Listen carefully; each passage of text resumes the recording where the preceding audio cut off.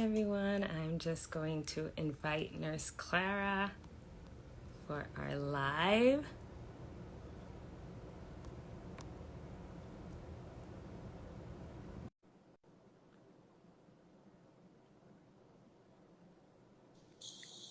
Hello. Hi. Hi, how Hi, are Clara. you? I'm good. I've been So looking good to forward to meet this. you. So great to meet you. I know. So, let's Oh, just start off by just introducing myself a little bit. I am a nurse practitioner and a senior writer for NurseJournal.org. Just to talk to the audience, today I'm going to be interviewing and having a nice chat with Nurse Clara. She is a mentor, healthcare, and lifestyle influencer, and an advocate for the Asian American Pacific Islander community, the AAPI community. And today we're just going to chat about your nursing journey, how to thrive as a new nurse, and the importance of accessibility and equity in healthcare. I'm sure all of you know Nurse Clara created a sneaker and collaborated with Clove. And the sneaker is gorgeous, by the way. thank you. $10,000 of the proceeds will benefit the Asian Mental Health Project. And this is an organization that provides resources to make mental health care more accessible to the AAPI community. So, hi again, Clara. Hi. So nice to meet you. You too. Thank you so much for having me.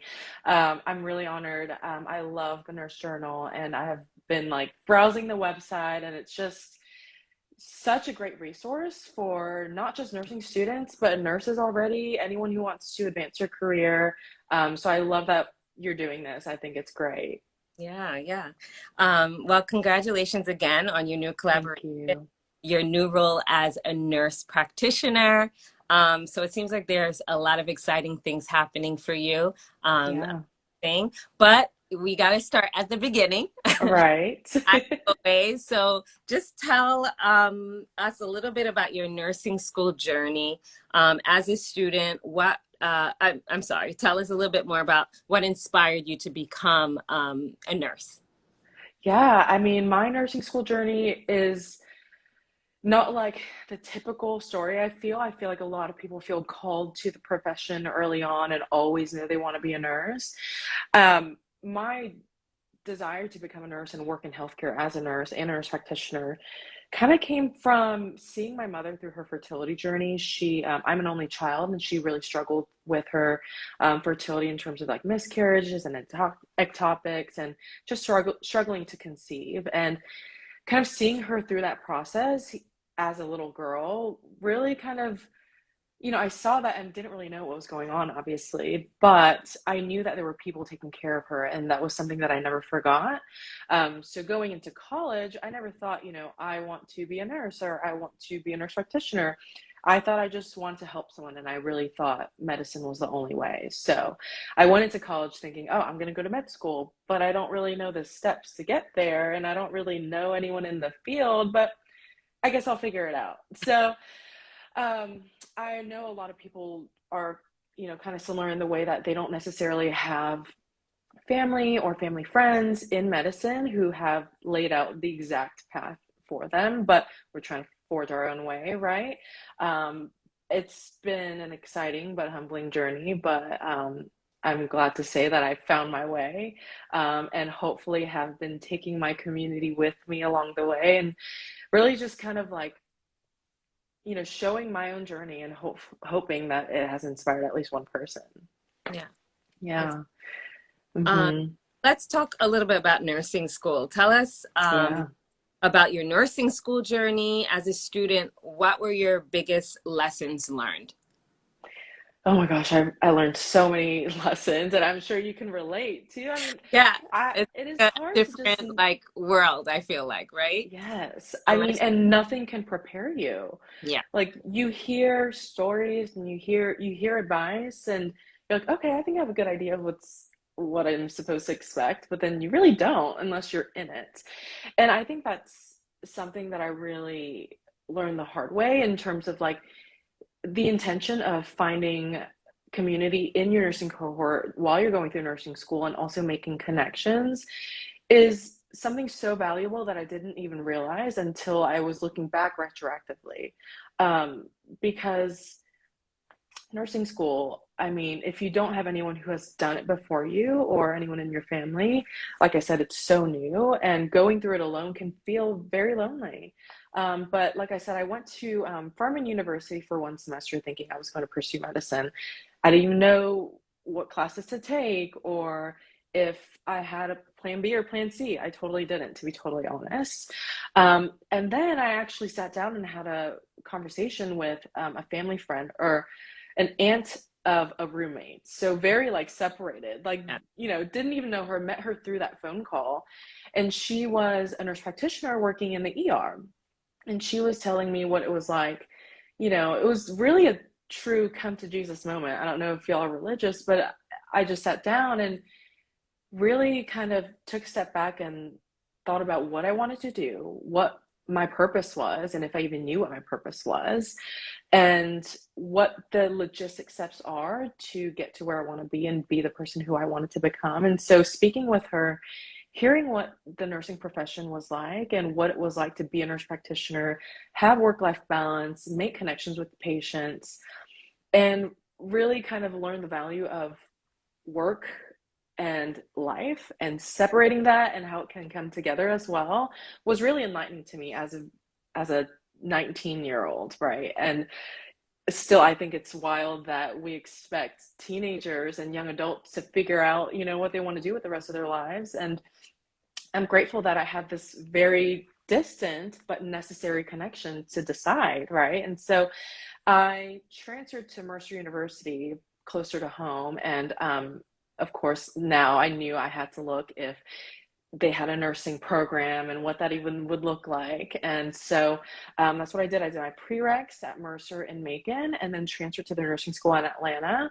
And I mean, it was both the scariest and also the best decision I've ever made because that's where I also met some of my best friends and also my husband. And so, I mean, my biggest lesson was that there's just so much to nursing, right? It's not just bedside and it's not just becoming a nurse practitioner.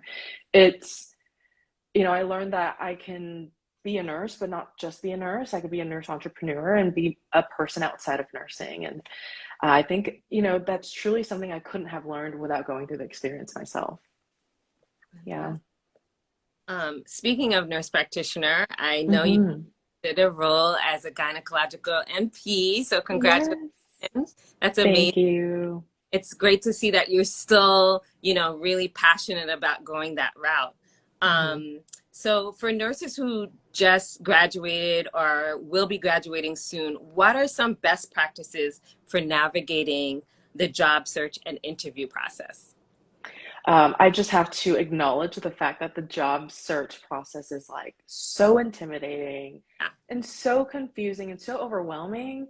But I think my biggest piece of advice would be to know the value of networking and making connections. I never really totally believe that it's really the people who you know, like decides the trajectory of your career. But I really found it to be true, especially while looking for clinical sites and looking for preceptors. If anyone's looking into NP programs, there are programs that look for clinical sites for you, and then others that kind of make you take the reins on that. And my program was that. And so I had to find my own clinical sites and preceptors. But through that process, I was able to network and really get to know people and put my name out there. And, you know, that's how I landed my job too, is that's where I did my GYN hours. And my preceptor through that rotation will be the person training me for my job. So it really is who you know, Yeah. truly. And also, you know, presenting yourself in a way through every interaction that you have as an interview, as a potential employer or colleague really sets you up for success. So I would totally say that be mindful of the connections that you make and trust that it will get you where you want to be, Yeah. for sure. um, you know, you don't want to burn any bridges. You want to be professional. You want to make Right. sure everyone knows that you're really serious about, you know, pursuing your profession. That's great. Exactly. For new nurses, it can be intimidating when first starting a job. There's a real anxiety there. What is your advice to those who are just starting out? Kind of Ooh, answer. that anxiety. Hmm. Yeah, that anxiety is so real. And I mean, I'm having the anxiety of starting a new role with new responsibilities. So this is advice for myself too, you know. But something that really helped me throughout my first couple of years as a nurse was realizing that everyone has their own path in nursing, and you'll get advice from everyone, and that alone can be anxiety inducing because you think that there's a right way or a right path or a correct way to do things. But I think it's really important to know your own purpose and your own why, and sometimes that kind of helps you be more concrete and less swayed by others' advice. And even this advice that I'm giving you, I would say take with a grain of salt, you know. Maybe it's not helpful to you, and that's totally fine. And it's really important to remember that it's your own unique path, and there's no one right way to do it. I agree. Yeah. So I'd love to, we'll just switch gears a little bit. Yeah. Love to learn more about your passion, you know, for giving back to the AAPI community and your focus on equity in healthcare. You're the founder of the Asian Care Unit, a community for networking, mentorship, empowerment, and self-reflection among AAPI individuals within the healthcare industry. What was your inspiration for starting this organization? And why do you think mentorship is so important in nursing? Ooh, loaded question, right? Well, I first started the ACU kind of on a whim, to be totally honest. I was struggling myself working through the pandemic as an Asian nurse, experiencing microaggressions and also outright aggressions toward being an Asian person through the pandemic. Even so, I had an interaction when I was writing MARTA, and this was the beginning of COVID too, where someone said something very offensive toward me being an Asian person in regard to COVID and wearing masks and social distancing. And that really impacted me because I was on my way to school to learn how to be a better nurse and a nurse practitioner and a provider. And I felt as if I didn't really have anywhere to go or anyone to talk to about it besides my close friends or people in healthcare who may or may not even understand the implications and the way that it made me feel. And so it was really important for me to create this community where we could not only reflect on the past 2 to 3 years of the pandemic and how it affects us as Asian American healthcare providers, but also as separate from the xenophobia and the hate and the violence toward Asian Americans, and just as healthcare providers in the space of, kind of overcoming the model minority myth and how to become better allies for other underserved and marginalized groups, and how we can all work together to make a better healthcare system and be better providers, right? Because, when we don't acknowledge our own biases in healthcare, we can't see those against other communities like the Black community. And so I think it really opened my eyes as to how little organizations there are in terms of creating community and coming together, especially in the world of social media, right? We feel so connected, yet we can also feel so distant, and also can lead to so much distance and hate toward other minority groups. So I find that it's a really empowering space where we can be mentors and we can also receive mentorship. And it teaches us how to be better individuals and better colleagues to each other as Asian Americans, but also with other communities. And I know you are a mentor as well. And it's just important because the idea of representation, I feel, is very romanticized these days. We always say there's not enough of this group or this group. But what are we doing actually to better the system? Are we actually serving as mentors? And are we actually seeking mentorship for ourselves? Because we can't be good mentors without being mentees, I feel. Kind of like how to be a good leader, you have to be a follower as well. And so I'm hoping that, me being a mentor and being a mentee helps the entire community in some way. Yeah, Yeah. amazing. Um, Mhm. so $10,000 of the proceeds from the new collaboration will go to the Asian Mental Health Project. Why do you feel equity and accessibility are important in healthcare, specifically mental health care?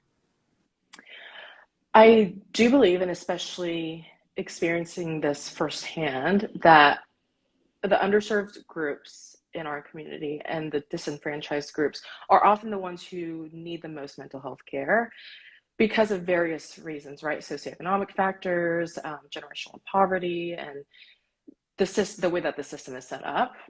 And I believe that when we have Black nurse practitioners and Asian nurse practitioners and providers, we can not only be a representation to those who are suffering, we can also make it more normal to talk about and get rid of that stigma, right? Because something that I'm very open to talking about on my platform is how difficult it is to be not just a healthcare provider and not just working in the pandemic, but also someone of color and a woman, and what those labels may mean for our present time and the struggles that we face, but also like in the future and the next generations to come. And it really sets a tone for the next generation of, yes, we may feel almost victimized by some of the systems that are set in place, but we can also be a part of the solution. And I think that, by empowering the younger generation and the next generation, we can really make actionable steps to make the whole system better. Yeah. Yeah, I mean, yeah, it's a lot to take on, obviously, but the value of teamwork and working alongside amazing people like you, even doing this live, I think is a step in the right direction. I agree. I agree. Because I feel Yeah, like with healthcare, a lot of things are done in silos. So it's really, I think that's something we need to work on, like, right, creating like a huge community that, we're all together, trying right. to, make a difference. I totally agree. Yeah. So finally, your new sneaker with Clove just launched recently. I love it. It's pink. I'm like a pink girl. Are you? I Yay. love pink, so I love it. It seems to really represent your style, your culture, your values, which is really beautiful to see. Can you tell us a little bit more about the inspiration behind the collaboration, the design, and your goal? Yeah.